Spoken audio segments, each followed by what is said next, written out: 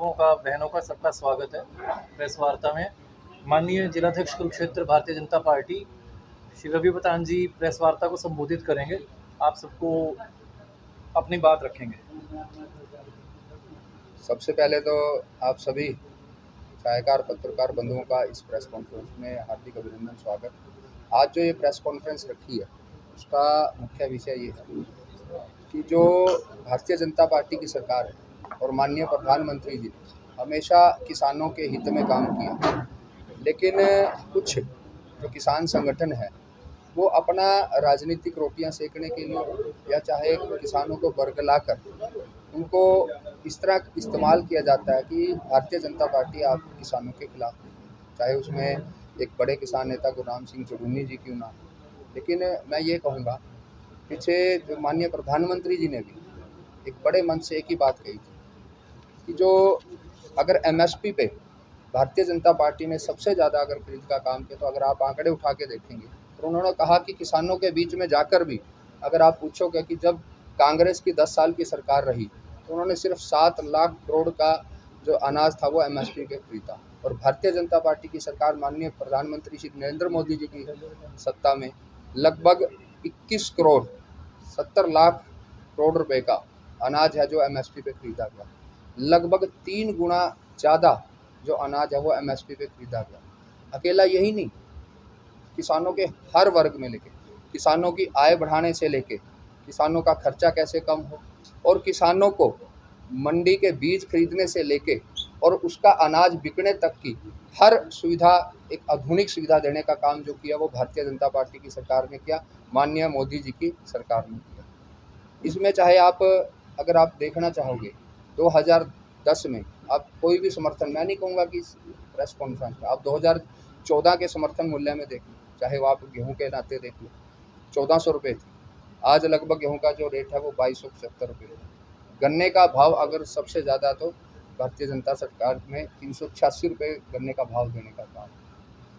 Infrastructure से लगा लो, बहुत सी जगह पहले क्या होता था, एक क्षेत्रवाद का नारा लगता था, लेकिन मनोहर लाल जी के नेतृत्व में जब सरकार आई तो उन्होंने एक ही बात कहा, हरियाणा एक हरियाणवी में, और पूरे क्षेत्र का विकास बिना भेदभाव के किया। आज आप सोच भी नहीं सकते थे इंद्री बेल्ट में, अपनी असंध बेल्ट में यहाँ का कोई धनिया होता था या पेवा में थे, आज पहले वो जाके जयपुर में जब बेचने जाता था किसान पूरा 12-12 घंटे में ट्रैवल करता था। आज आप 5 घंटे में, सुबह शुरू करते हो तो 5 घंटे में आप जयपुर अपना जाके सामान बेच सकते हो। एक बड़ा इंफ्रास्ट्रक्चर देने का काम। अमेरिका के राष्ट्रपति से किसी ने पूछा था कि आपके देश की सड़कें इसलिए अच्छी हैं कि आपका देश विकसित है, लेकिन उन्होंने कहा था मेरा देश इसलिए विकसित है क्योंकि यहाँ सड़कें अच्छी। एक विकास के नाते चाहे वो कुछ भी हो, बहुत से लोग बोल देते हैं अभी 152 डी बना तो क्या लाभ है, लेकिन आप सोच नहीं सकते व्यापार को, किसान भाइयों को, हर वर्ग को फ़ायदा मिलता है। हमारे यहाँ आलू की बेल्ट थी, 5 फसलें अगर भावांतर भरपाई पे खरीदने का काम किया तो वो भारतीय जनता पार्टी की सरकार ने किया। लगभग जो आलू था वो फेंक दिया जाता था, टमाटर आपने देखा होगा सड़क के किनारे लोग ट्राली झाड़ के चले जाते थे, लेकिन अगर आज वो मंडी में नहीं बिकता, अगर वो 1 रुपये बिकता है, 50 पैसे बिकता है, 2 रुपये बिकता है, उसके 5 रुपये देने का काम किसने किया? भारतीय जनता पार्टी ने सरकार। अब पीछे अगर बाढ़ आई थी तो क्षतिपूर्ति पोर्टल, आप सोच भी नहीं सकते थे कैसे 24 घंटे में सर्वे करा के, और खुद किसानों ने से कहा था कि आप इस पोर्टल पे अपनी जीपीएस लोकेशन के साथ उस फोटो को डेट अनुसार डालें, और लगभग 15 दिन में हर किसान का भुगतान करने का काम किया। आप इन चीज़ों को देखो, 54,000 नए ट्यूबवेल कनेक्शन देने का काम, एक बहुत बड़ी बात थी। नहीं तो लोग जिसकी अप्रोच होती थी उनको कनेक्शन मिल जाता था, लेकिन नहीं, सबने एक ऑनलाइन माध्यम से इनको जब लागू किया, जिसने जैसे जैसे भरा और जिस चीज़ के जहाँ पे नंबर आया उस हिसाब से उन्होंने इसका देना। सबसे बड़ी बात, यूरिया, कोई देश ऐसा नहीं है जहाँ 3,000 से कम यूरिया का कट्टा हो, लेकिन आज हरियाणा में 270 रुपये में यूरिया का कट्टा मिलता है, नैनो कोटेड यूरिया, ताकि यूरिया का ब्लैक ना हो।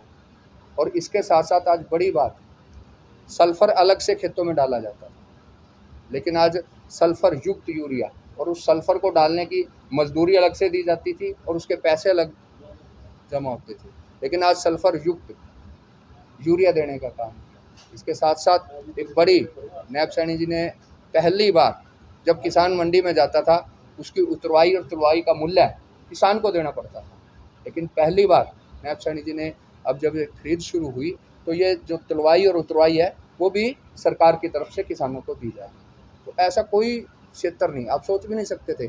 पेवा में 32 लाख रुपए की नए लागत से नए पशु अस्पताल बने। भूमिगत पाइप, एक बड़ा किसानों को रहता था, ट्यूबवेल चलते थे, भूमिगत पाइप के माध्यम से आपका जल में भी बचा और इसके साथ साथ किसानों को भी लाभ मिला।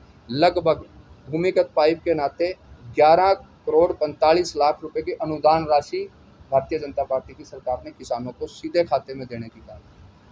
जब जनधन खाते खुल रहे थे तो एक मजाक बनाया गया था कि शायद इसमें काला धन आए, लेकिन आप सोच नहीं सकते थे वो जनधन खाते ही आज भारतीय जनता पार्टी और डायरेक्ट बेनिफिशियरी जो ट्रांसफ़र हुआ उसके नाते डायरेक्ट जो किसानों के खाते में पैसा गया, बीच में से नहीं तो कई बार कट लग जाया करते थे। आज जितने में फसल गई और 24 घंटे में जैसे ही आपका जे फार्म कटा 24 घंटे में, नहीं तो लंबी लंबी लाइनें लगती थी। कई बार क्या होता था, पैसे आ जाते थे और पैसे आने के बावजूद कई बार ऐसे लगता था कि नहीं अभी आपके पैसे नहीं आए, उधर किसान का ब्याज का मीटर चलता रहता था।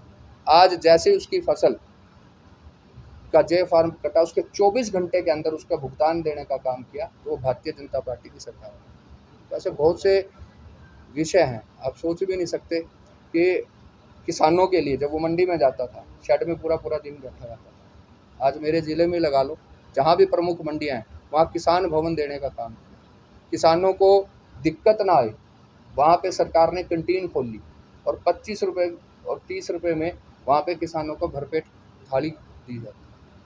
हर सुविधा, मैंने कहा ना कि नीचे बीज खरीदने से लेके आप मंडी में जब फसल बेचने जाते हो तो आधुनिक सुविधाएं जो देने का काम किया तो वो भारतीय जनता पार्टी की सरकार ने। बहुत से ऐसी योजनाएं हैं, आप सोच नहीं सकते। जब परिवार पहचान पत्र आया तब ये कहा गया कि ये नहीं है, लेकिन आप सोच के बड़ा आंकड़ा लगभग 45 लाख बीपीएल कार्ड और 1 करोड़ 10 लाख आयुष्मान कार्ड डायरेक्ट घर बैठे लोगों को मिले। जब गांव का कोई गरीब व्यक्ति बीमार हो जाता था, चाहे उसमें किसान भाई भी क्यों ना हो, तो उसको चिंता हो जाती थी कि कल अस्पताल में जाता है तो वो 4 जगह फ़ोन करता था कि मुझे कल अस्पताल में जाना है। तो वो पैसे की कभी अपने आड़ती को फ़ोन करता था या कभी किसी अपने कोई रिश्तेदार को फ़ोन करता था। और आज उसको 5 लाख तक की फ्री इलाज की गारंटी जो देने का काम किया वो भारतीय जनता पार्टी की सरकार ने। तो ऐसे बहुत से काम है भारतीय जनता पार्टी की सरकार ने किए, लेकिन इसके बावजूद भी कुछ किसान नेता हमेशा किसानों को बहकाने का काम करते हैं। तो मैं सिर्फ आपके माध्यम से इतना कहना चाहता हूँ कि एक बार आप 10 साल जो कांग्रेस का सरकार रहा उसमें अपनी उन्नति देखिए और जो भारतीय जनता पार्टी के 10 साल रहे उसमें जो किसानों के लिए भारतीय जनता पार्टी ने, माननीय प्रधानमंत्री नरेंद्र मोदी जी ने जो काम किए, एक बार उनकी तुलना खुद आप एक पेज पे लिख के करेंगे तो आपको फ़र्क साफ पता लगेगा। तो मैं सिर्फ इतना ही निवेदन करना चाहूँगा कि जो भी अगर काम होते हैं एक बार उनको कंपैरिजन करके देना चाहिए। आज हमारे यहाँ लोकसभा के प्रत्याशी नवीन जिंदल जी चुनाव लड़ रहे हैं, उनकी एक विकसित सोच थी।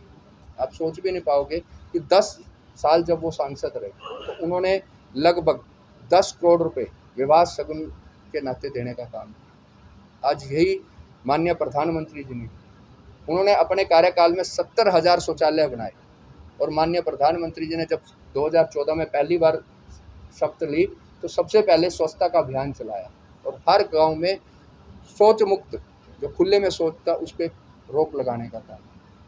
आज एक बहू बेटियों की इज्जत आप सोच भी नहीं सकते थे। अपने यहाँ एक विकसित है, लेकिन आप ग्रामीण क्षेत्र में जाके देखो जब उन्हें बाहर शौच के लिए जाना पड़ता था, लेकिन आज हर घर में शौचालय बनाने का काम किया तो माननीय प्रधानमंत्री जी और भारतीय जनता पार्टी की सरकार। उन्होंने अपने कार्यकाल में लगभग 1.25 लाख के करीब आंखों के ऑपरेशन कराए और इसके साथ साथ 6,000 किसानों को जो पशुपालक थे उनको ट्रेनिंग देने का काम। आज बागवानी के नाते लगा लो या बहुत सी ऐसी चीज़ें हैं। आज शाहबाद की शुगर मिल में लगभग 99 करोड़ रुपए से एथेनॉल प्लांट लगाया गया। तो आप सोच लो कि कितने विकास के कार्य हैं। अगर मैं बोलने लगूं तो कम से कम 2 घंटे लगातार मैं बोल सकता हूँ, लेकिन एक वो पॉइंट रखे जाते हैं प्रेस कॉन्फ्रेंस में ताकि जो सीधे सीधे कंपैरिजन की बात है। बहुत सी चीज़ें ऐसे हुई तो आप सोच नहीं सकते। रवि जी, आपने किसानों के बारे में बताया कि बहुत सारी योजनाएं परियोजनाएं जो हैं ये लागू हुई भी है, लेकिन जब का भी आपने जिक्र करा, उनको क्यों नहीं समझाने में कामयाब हो पाई बात है? देखो, किसी ने, बुजुर्ग ने कहा था कि समझाना बहुत मुश्किल होता है और बहकाना बड़ा आसान होता है। एक छोटी सी चिंगारी अगर आप बहकाने की लगाएंगे वो बड़ी जल्दी ट्रैवल करती है, तो ना कि बुराई थोड़ा जल्दी ट्रैवल कर जाती है और अच्छाई को ट्रैवल करने में समय लगता है। रवि जी, किसान आंदोलन के दौरान एमएसपी गारंटी का वादा सरकार ने किया था, तब आंदोलन रुका था, तो कहीं ना कहीं वो गारंटी जो थी, वादा जो था वो पूरा नहीं हुआ, इसके चलते भी किसान नाराज है। नहीं, माननीय प्रधानमंत्री ने जो भी वादे 2014 और 2019 में किए उन सबको वो उन्होंने अपने संकल्प पत्र, तभी तो कहते हैं कि मोदी जी ने जो गारंटी दी वो गारंटी पूरे करने का काम किया। ठीक है, उसमें कोई टेक्निकल चीज़ें थी। आज स्वामीनाथन रिपोर्ट की जो बात करते हैं, अगर उसको लागू करने का काम किया, उसके जो स्टेप थे वही स्टेप, तो जो 3 कानून आए थे वो उन्हीं के नाते तो वो स्टेप थे। लेकिन वही बात है ना कि इस देश में किसी को समझाना बड़ा मुश्किल है और किसी को बहकाना बहुत आसान है। प्रधान जी, जैसे आपने बताया सरकार ने इतनी योजनाएं किसानों के कल्याण के लिए की, बावजूद इसके किसान ही सबसे ज़्यादा नाराज है, क्योंकि किसान की कोई जाति नहीं होती, हर जाति में किसान वर्ग है। और चुनाव के दौरान जब जिस दिन गेहूं मंडी में आके बिक गई, उठाई गई सारी, उसके बावजूद किसान बीज लेने के लिए लाइनों में लगा हुआ था सभी विधानसभा केंद्रों में। वो नज़ारा अखबारों में भी छपा, हर मीडिया ने दिखाया। अगर उसको मैनेज किया जाता तो किसान की परेशानी कम हो सकती थी, लेकिन किसी ने उस तरफ ध्यान नहीं दिया।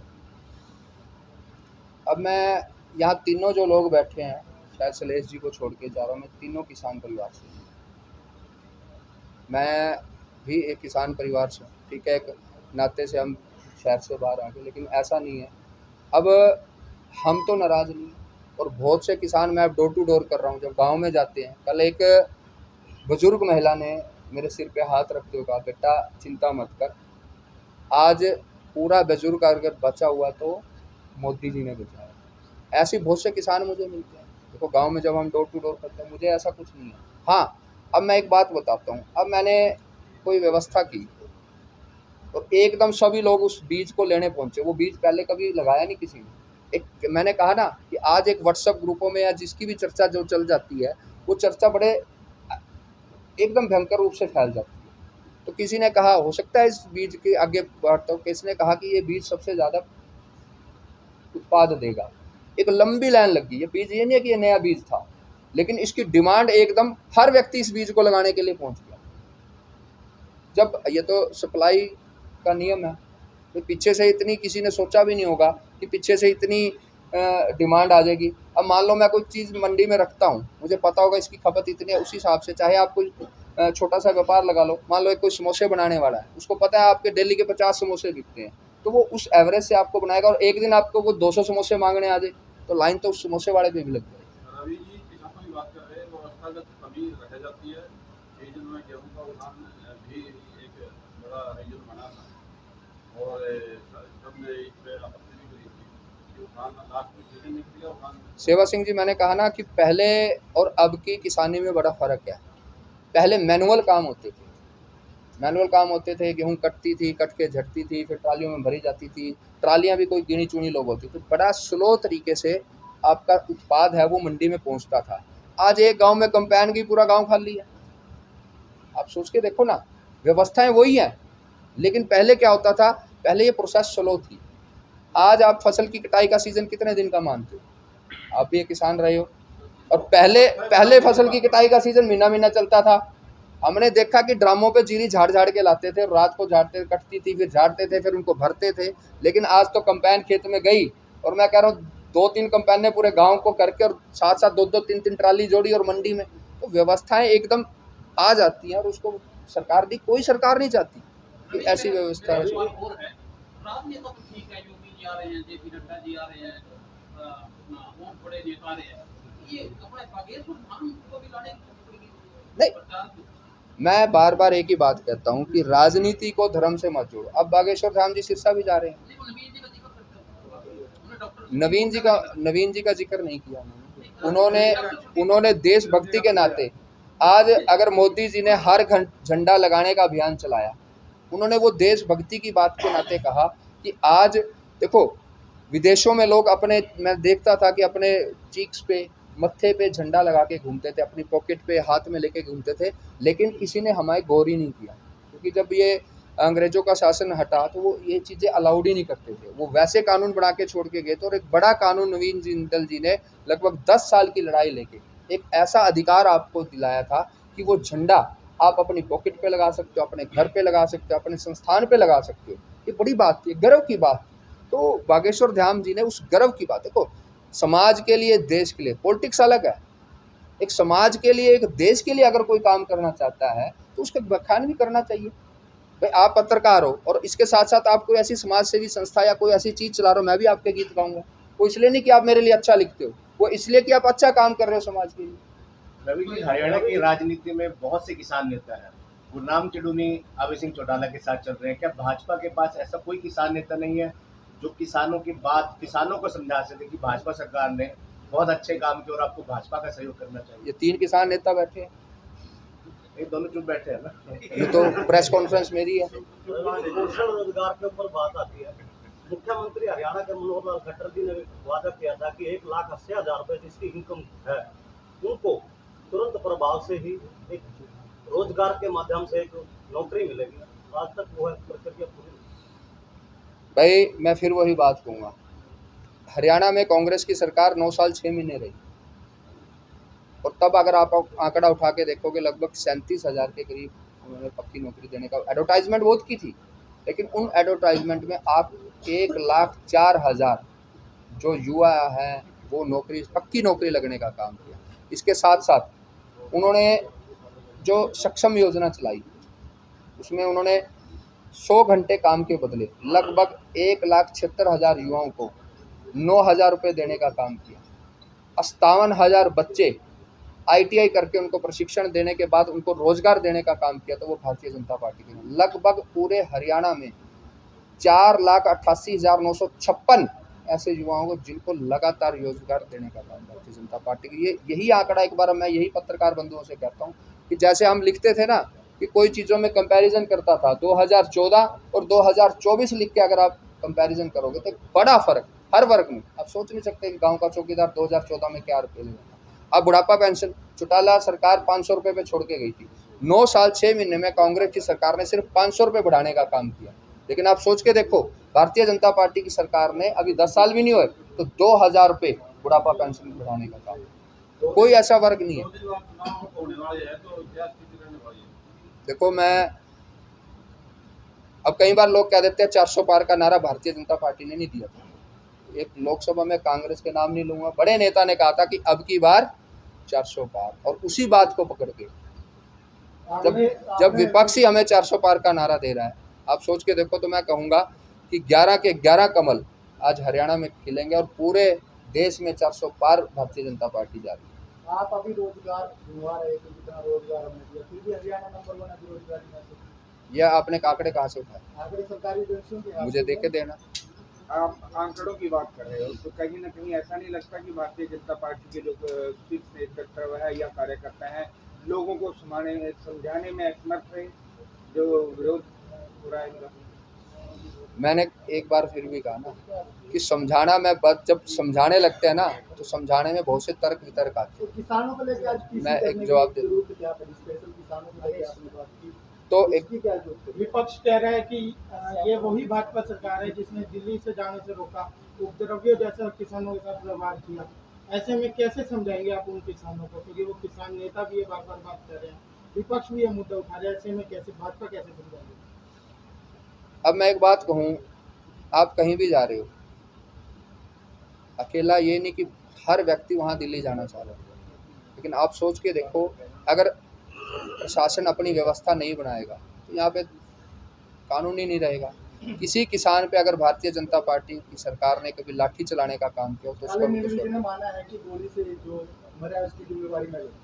मुझे नहीं, मैं वीडियो दिखा सकता हूँ आपको भी। अब जब भी सरकार ये नहीं है, अगर आप पीछे भी कभी देखोगे, देखो मैं ये कहता हूँ अधिकार मांगना हर व्यक्ति का अधिकार है, लेकिन वो अधिकार मांगना एक अनुशासन में रह के मांगना चाहिए। आप सोच नहीं सकते अगर आप यहाँ सोचो कि कोई मेरे से बात करना है और इसी के साथ आते होटल में तोड़फोड़ शुरू कर दे, वो तो कोई विषय नहीं है ना भाई। किसी व्यवस्था को बनाने, आप मानते हैं गृह मंत्री ने माना तो इसका मतलब नहीं, मैं नहीं मानता। मैं बिल्कुल नहीं मानता। अगर गृह मंत्री जी मान रहे हैं, उनको क्या लगा और किस विषय पे उन्होंने बयान दिया, लेकिन मैं आज भी गारंटी लेता हूँ कि भारतीय जनता पार्टी की सरकार ने मनोहर लाल जी के नेतृत्व में और ऐसे मोदी जी के में कभी किसानों की अहित की बात की हो या किसानों पे कभी लाठी। आप पिछली सरकारों में कंडेला कांड उठा के देखो, महम काम उठा के देखो, आप सोच भी नहीं सकते थे कितनी गोलियां सरेआम चला दी थी। और आज भी आप कंडेला कांड में जाके देखना कितने लोग। भाजपा की बात कीजिए, सब सरकारों में हुआ है। अनिल विज ने कहा, तो आप मानते हैं कि अनिल विज? मैं नहीं मानता। अगर अनिल विज ने कहा, हाँ जी, अनिल विज पार्टी से भाई हर व्यक्ति का अपना, मैं अपनी प्रेस में अपनी बात कहूँगा, उन्होंने किस विषय पे क्या बात की। भाई आप कोई बात कह दो कि सभी पत्रकार मान लेंगे उस बात को, वो आपका विषय, मतलब आप मैं उस बात का खंडन करता हूँ।